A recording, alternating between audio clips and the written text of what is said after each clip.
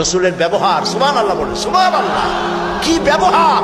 মসজিদে নববীতে এক বদবী এসে পেশাব করেছে মসজিদে নববীর মধ্যে, মসজিদের ভেতরে পেশাব করতেছে রসুলের সামনে। সাহাবায়ে কেরামদের চোখ মোটা হয়ে গেছে, ভাবখানা এই রসুল পারমিশন দেন ওর জম্মের মতো পেশাব করাই দেই।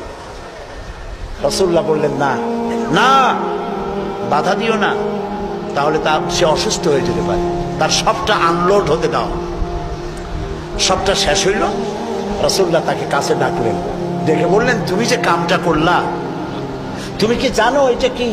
কয় না, তা জানি না। তিনি বললেন, এটা হলো মসজিদ, আমরা এখানে আল্লাহর সেজদা দেই। তোমার যখন এই কাজের দরকার হবে তখন বাইরে গিয়ে করবা। তোমাদের উপাসনালয় আছে না? কয় যে আছে।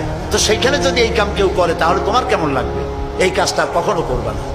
লোকটি বলল, আমি তো শুনেছিলাম আপনি বাদশাহ, তা আমি এখন বুঝলাম আপনি বাদশাহ না।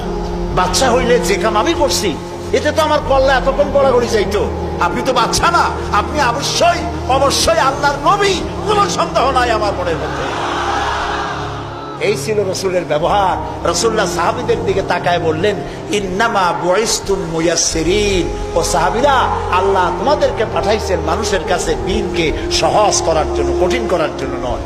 রাসূলুল্লাহ যখন দাওয়াতের লোক পাঠাতেন বলতেন, ইয়াসসিরু ওয়ালা তুআসসিরু, মানুষকে সহজ করে দ্বীন বুঝাও, কঠিন করে বুঝাইও না। বাশশিরু ওয়ালা তুনাফিরু, বেহেশতের খবর দিয়া মানুষকে দ্বীনের পথে ডাকো। জাহান্নাম জাহান্নাম, এটা করলে জাহান্নাম, সেটা করলে জাহান্নাম, জাহান্নামের ভয় দেখিয়ে মানুষকে দ্বীনের রাস্তা থেকে সরিয়ে দিও না। সুবহানাল্লাহ। এই ছিল রাসূলের ব্যবহার।